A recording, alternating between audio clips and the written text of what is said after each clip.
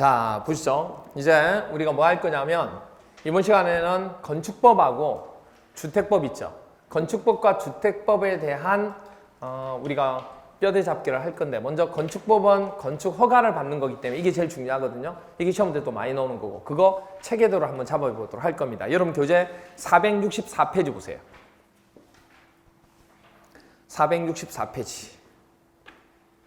464페이지에 보시면 2번 건축 허가 나오죠. 464페이지 나오나요?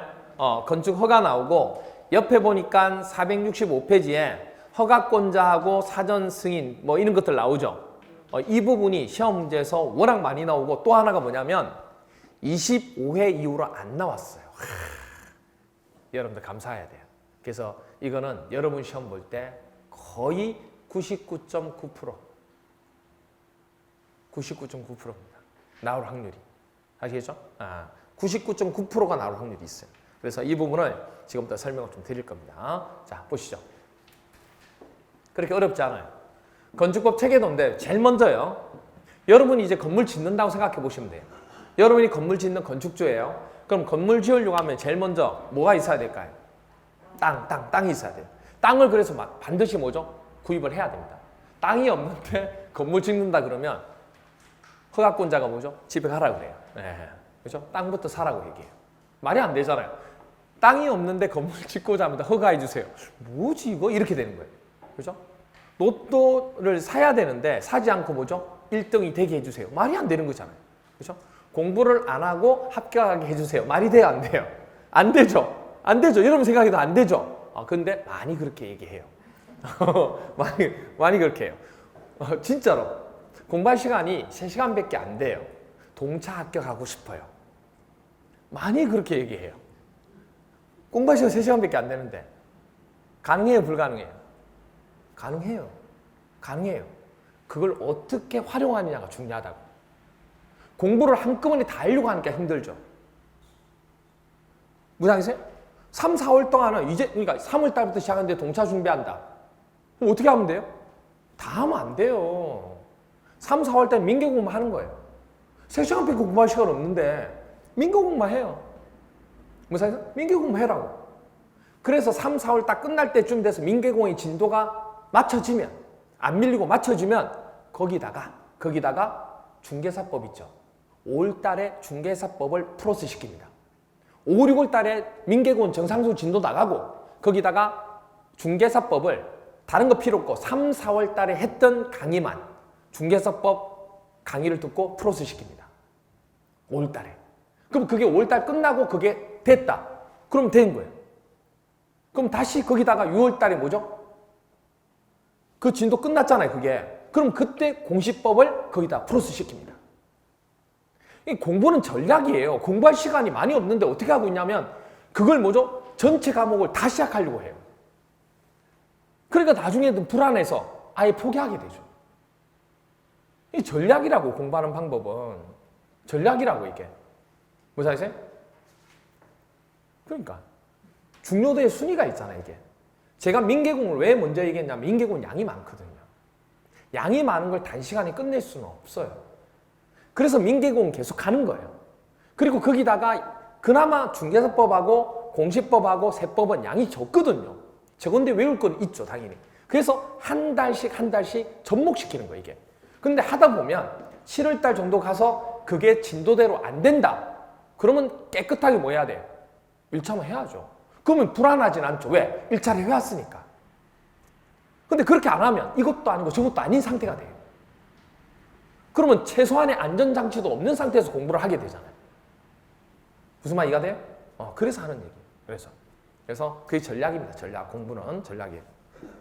자, 그래서 건축주가 일단 건물을 뭐 하려면 건물을 지으려면 계약을 해야 되는데 누가 계약하냐면 일단 땅은 당연히 샀을 거고 건물을 짓기 위해서는 뭐가 나와야 돼요? 도면.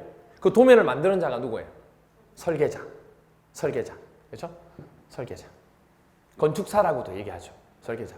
그러면 설계자하고 계약을 해야 되겠죠. 그래 도면이 나오지.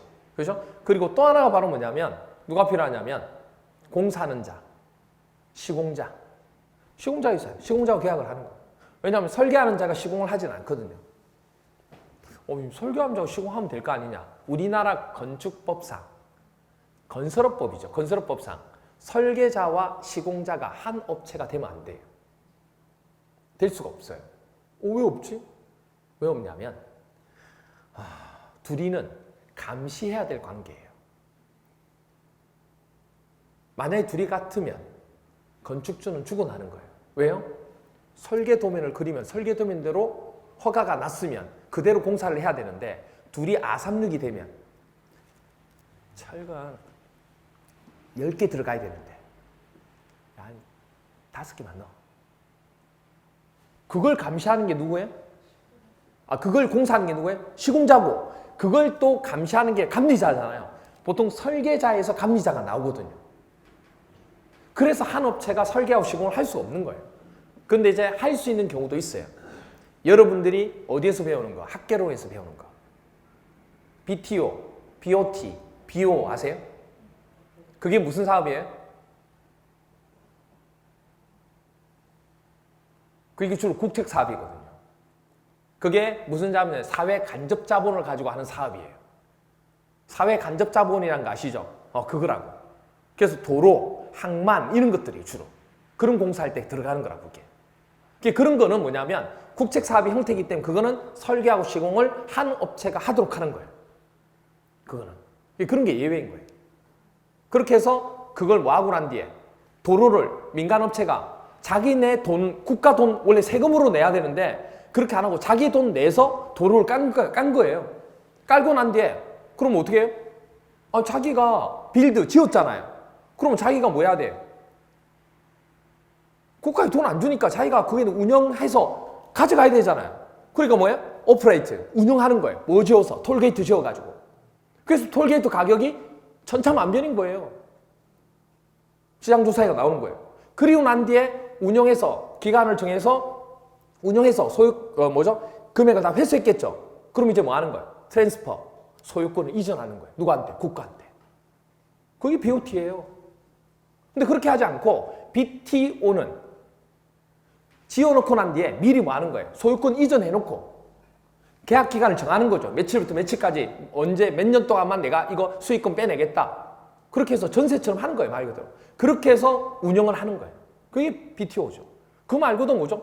BLT도 있고 많아요. 리스 형태로 주는 것도 있고 그 다음에 뭐죠? BO도 있고 이게 어느 정도 기간이 지나면 소유권 자체가 그대로 그 업체한테 가는 경우도 있고 다양해요. 그게 전부 다 이런 건물 부문에서 이제 얘기하는 거예요. 이게 항만에서. 무슨 그래서 이렇게 되고 그 다음에 이제 감리자 계약을 하는 거예요. 그리고 난 뒤에 건축사가 설계를 합니다. 왜? 설계 도면이 있어야 뭐가 나오니까? 허가가 나오니까 설계를 해요.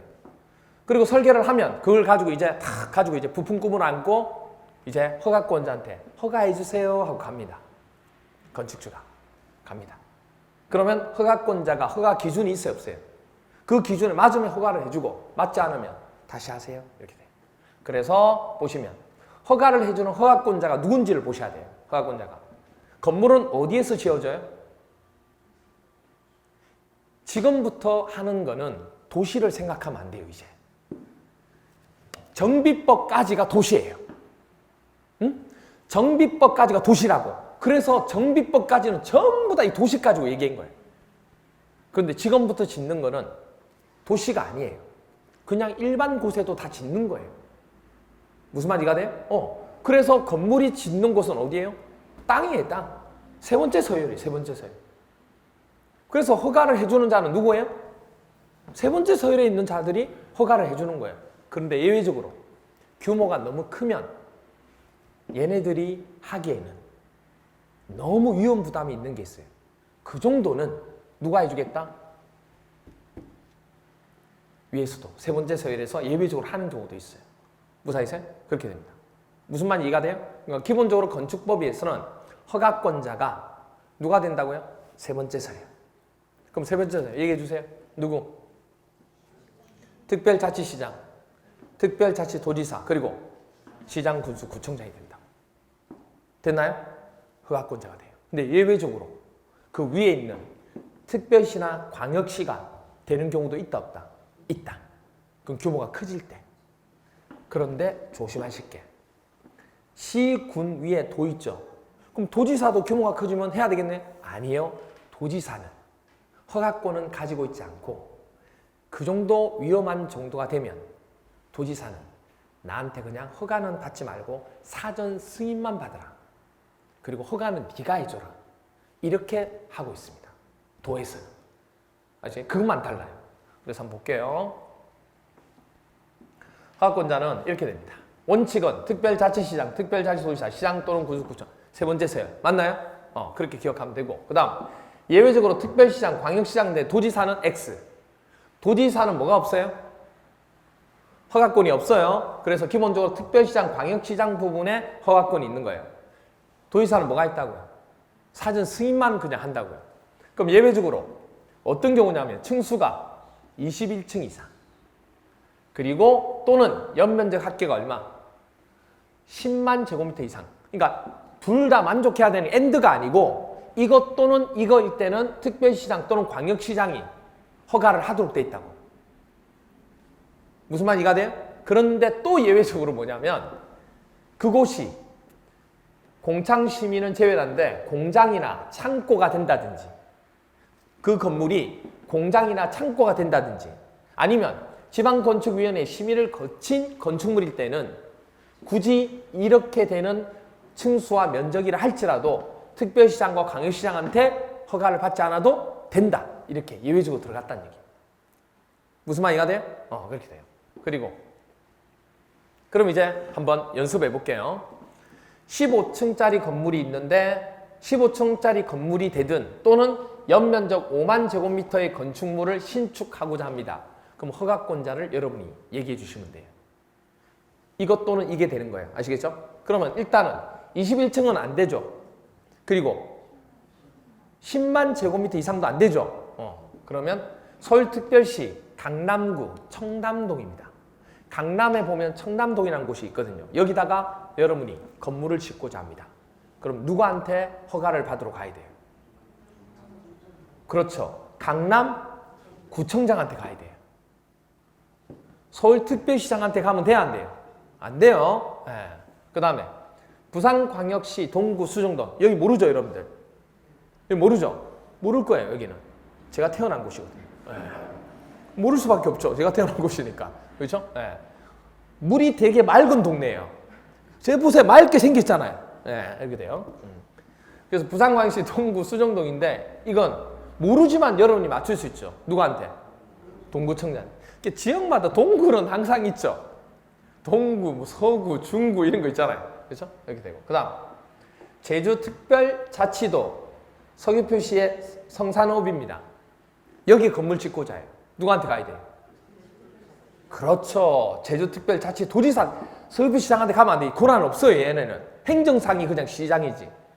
무슨 아세요? 이렇게 된다고. 경기도 성남시 분당구입니다. 분당구에 건물을 짓고자 합니다. 15층이나 아니면 연면적 5만 제곱미터 건물을 짓고자 합니다. 누구한테 허가받으러 가야 돼요? 그렇죠. 경기도지사 아니에요. 성남시장한테 받으러 가면 됩니다. 자, 그러면 돼. 자, 이렇게 됩니다. 이제 바뀌었어요. 25층이든지 또는 연면적 15만 제곱미터인 건축물을 신축합니다. 그럼 21층 이상 되고 10만 제곱미터 이상 되는 거죠. 그렇죠? 둘 중에 하나일 때 얘기하는 거 지금. 뭐 겹쳐도 상관없고. 자, 서울특별시 강남구 청담동에 건물 지으려고 합니다. 누구한테 가야 돼요? 그렇죠. 강남구청장한테 가면 해줘야 안 해줘요? 안 해줘요. 층수가 높아서. 바로 서울특별시장한테 가야 돼요. 그 다음 부산광역시 동구 수정동 누구한테 가야 돼요? 그렇죠. 부산광역시장한테 가야 돼요. 그 다음 제주특별자치도 서귀포시 승남 누구한테 가야 돼요? 그렇죠. 제주특별자치도지사한테 가야 돼요. 그 다음 경기도 성남시 분당구 누구한테 가야 돼요?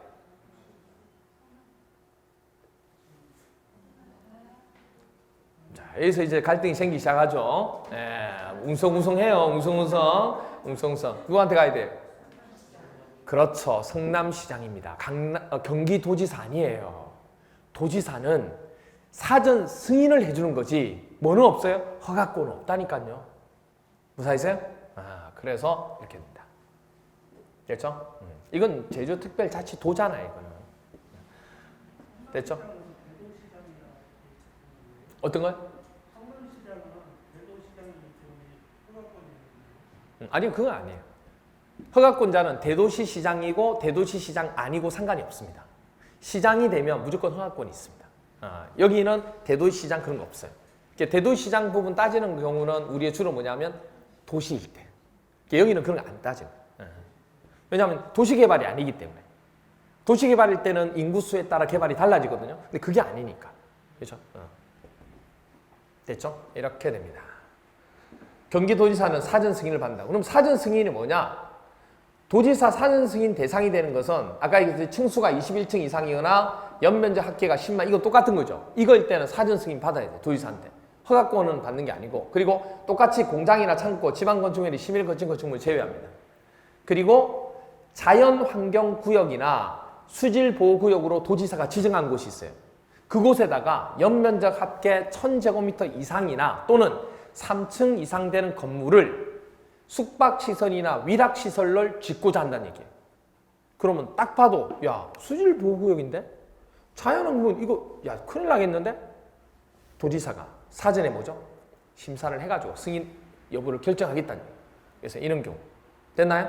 그러니까 이거 엔드예요.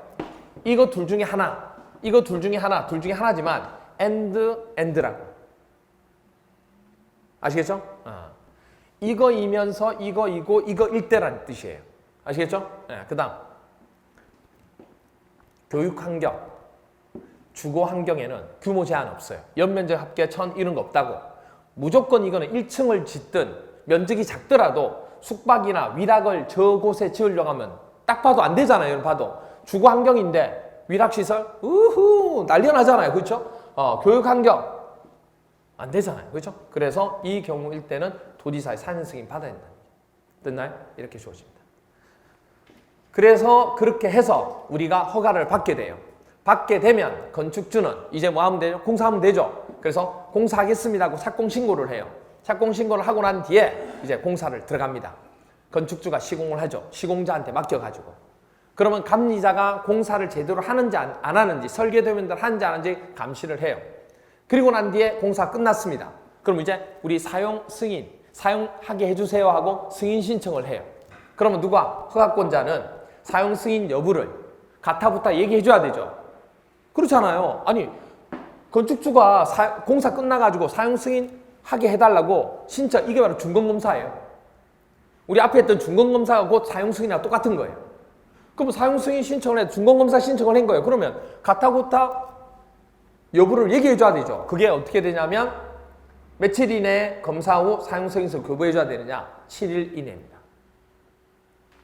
합격했다 그러면, 이상이 없다 그러면 무조건 며칠 이내, 7일 이내에 검사 후에 사용 승인서를 교부해줘야 돼요. 됐나요? 이렇게 나중에 계속 하게 돼요. 여러분. 그렇게 하고 이제 공사 끝나면 유지관리 부분 하면 되죠. 됐죠? 자, 그런데 규모가 크지 않는 경우는 굳이 허가를 받지 않고 뭐만 해도 돼요. 신고만 해도 되는 게 있어요. 신고는 뭐냐면 서류만 제출하면 돼요. 얼마나 편해요. 그래서 서류만 제출하면 이 과정은 똑같은데 허가만 받지 않고 신고하는 경우는 규모가 작을 때 그건 분류가 따로 돼 있어요. 무슨 말이세요? 그러니까 허가를 받아야 될 건물이 있고 신고만 해도 되는 건물이 따로 있다고. 그럼 나중에 배우게 돼요. 여러분 그렇게 합니다. 그런데 이런 경우가 있어요.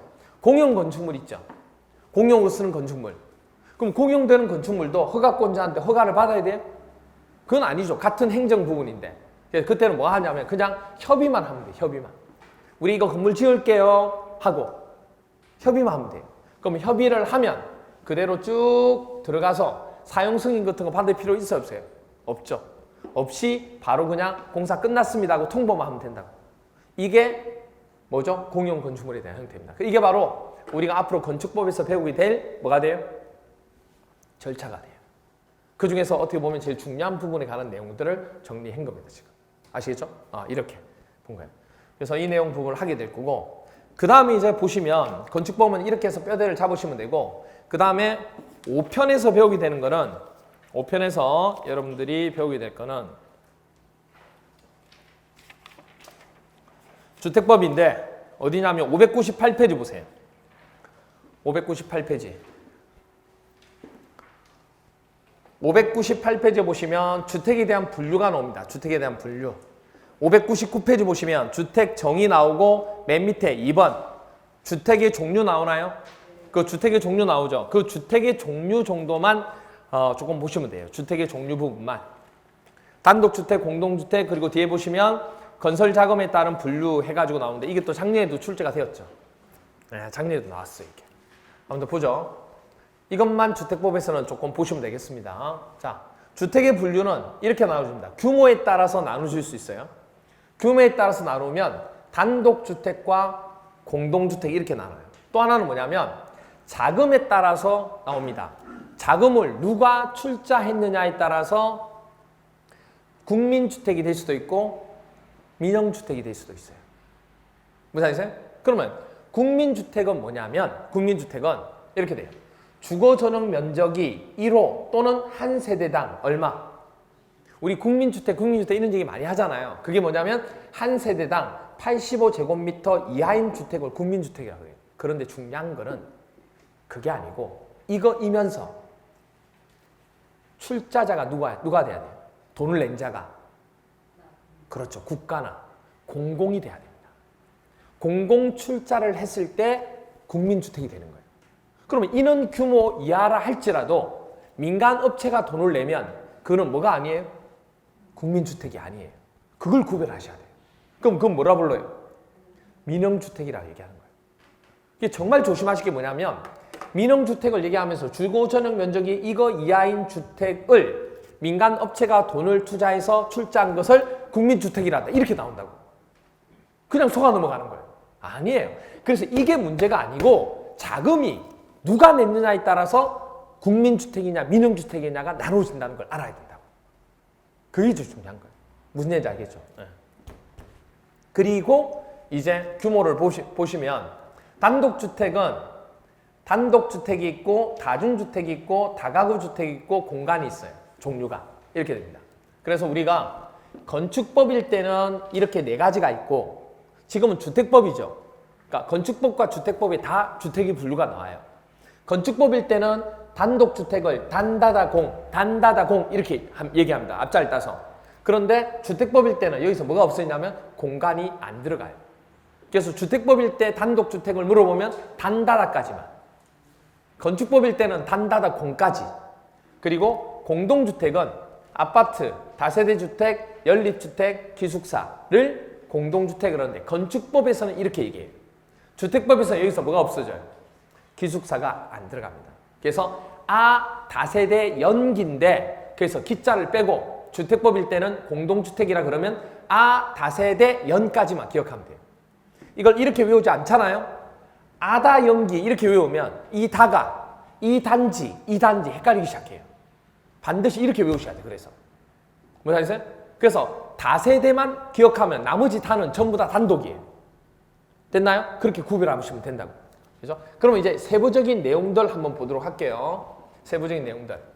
주택법 제2조에 이렇게 나옵니다. 단독주택이란 한 세대가 하나의 건축물 안에서 독립된 주거 생활을 할 수 있는 구조로 된 주택을 말하며 그 종류와 범위는 대통령이 정한다. 나중에 이거 3, 4월 달 가면 주택법 할 때 이 내용 책에 있는 부분 제가 찾아서 다 체크해 드릴 테니까 걱정하지 마세요. 공동주택이란 건축물의 벽, 복도, 계단이나 그 밖의 설비 등의 전부 또는 일부를 공동으로 사용하는 각 세대가 하나의 건축물 안에서 각각 독립된 주거 생활을 할 수 있는 구조로 된 주택을 말하고 그 종류와 범위는 뭐로 정한다? 대통령이 정한다. 됐나요? 그리고 건축법 시행령에 보면 다중주택은 다음 요건을 모두 갖춘 주택을 말해요. 학생 또는 직장인 등 여러 사람이 장기간 거주할 수 있는 구조로 되어 있는 걸 다중주택이라 그래요. 또 하나는 독립된 주거 형태를 갖추지 아니한 것. 그렇죠? 보시면 각 실별로 욕실은 설치할 수 있으나 취사시설은 설치하지 아니한 것을 말한다. 그리고 세 번째로 한 개 동의 주택으로 쓰이는 바닥 면적의 합계가 얼마? 330제곱미터 이하이고 그리고 주택으로 쓰는 층수가 몇 개층? 3개층 이하일 것. 이게 이제 법이 개정됩니다. 330이라는 부분이 이제는 너무 의미가 없다. 그래서 이 금액을 좀 키우자 해서 660으로 개정됩니다. 올해 개정됐어요. 이거는 여러분도 아셔야 될 게 학개론에도 출제가 돼요. 근데 학개론에 올해 나올 확률이 높은 내용 중에 하나예요. 지금까지 학계론에서 이 부분이 예전에 한번 나오고 아직 안 나왔거든요. 시기상으로 이게 딱 나올 시기예요. 그럼 학교에서 맞추면 저 때문에 맞춘 거예요? 그래요. 네네. 그래서 한 개 동의 주택으로 쓰이는 바닥면적 합계가 660제곱미터 이하이고, 근데 이게 앞으로는 의미가 없는 게 다 660이에요, 이제. 원래는 이게 330, 혼자만 330, 남이 660이었는데 이게 다 660이에요, 이제. 구별할 게 없죠, 거의. 그런데 이제 다중주택은 이 세 가지를 다 만족해야 다중주택이 된 거예요. 뭐하고 다르다는 얘기예요. 다가구하고 다른 점을 얘기하는 거예요, 지금. 그리고 다세대하고 다른 점을 얘기하는 거라고, 지금. 다중은 이 세 가지가 다 들어와야 돼요. 그리고 법이 개정되면서 이 내용이 추가로 들어갔습니다. 뭐 이쪽은 중요한 건 아니에요. 이렇게. 그리고 보시면 다가구 주택은 다음 요건을 모두 갖춘 주택으로 공동주택에 해당하지 아니한 것을 말합니다. 주택으로서는 층수가 지하층을 제외하고 몇 개 층이에요? 똑같죠? 3개층 이하일 것. 다만 1층 전부터 똑같잖아요, 이제 이게. 그렇죠? 그 다음에 한 개 동 주택으로 쓰는 바닥 면적 합계가 이 내용 자체도 없어지고요. 합계가 660제곱미터 이하. 똑같잖아요, 이제. 똑같죠? 그러니까 층수하고 주택으로 쓰는 층수하고 면적만 따지면 똑같아요, 이게. 그리고 몇 세대? 다가구 주택에는 이 세대수가 들어갑니다. 19세대 이하가 거주할 수 있을까? 이렇게. 그렇죠? 그러면 이 내용 부분하고 설명을 드렸기 때문에, 그러면 구체적으로 뭐냐면 이 내용 부분에 대해서 들어갈 것만 조금 보시면 다중주택, 다가구주택, 아파트, 다세대, 연립만 구별하시면 돼요. 시험 문제 그걸 물어보니까 다중주택은 주택으로 사용되는 층수가 몇 개층? 3개층 이하, 바닥면적 합계가 660 이하 이렇게 됩니다. 됐나요? 그 다음에 다가구 주택도 똑같아요. 주택으로 쓰는 층수가 3개층 이하, 바닥면 한제가 660 이하, 그리고 얼마죠? 19세대 이하. 됐나요? 이거를 외우실 때 이렇게 외우시면 돼요. 다중주택, 중이죠. 중학교는 몇 학년까지 있어요? 3학년 이하까지죠. 3 이하. 그렇죠? 그래서 등치가 660 정도. 이건 다 똑같은 거 외울 게 필요 없어요. 그 다음에 다가구를 다가고로 생각하면 돼요. 다가고 주택, 다가고 3이죠. 고3 이하죠. 등치 똑같아요. 그리고 고3은 몇 살이에요? 19살이죠. 그렇죠? 바로 외우죠. 그 다음에 아파트인데, 아파트는 주택으로 사용 층수가 몇 개 층이에요? 이 친구가 물어보죠. 야, 너 어디 살아? 아파트 사는데. 오, 아파트. 나 이상형인데. 그래서 오, 아파트입니다. 이상형 이렇게 되죠. 그래서 주택으로 쓰는 사용 층수가 5개층 이상이 뭐보다? 아파트. 됐나요? 그 다음에 대학생이죠. 대학생이면 몇 학년까지 있어요? 4학년. 4학년 이하죠. 등치는 똑같고. 그래서 4개층 이하. 등치는 똑같죠. 이렇게 돼요. 그런데 연립은 대학생들이 연합을 한 거예요. 대학생들이 연합해도 4학년은 똑같죠. 다른 게 없잖아요. 대학생들이니까. 근데 연합을 했으니까 등치가 어때요? 초과하겠죠. 그래서 660 초과 이것만. 이렇게 외우는 것이에요.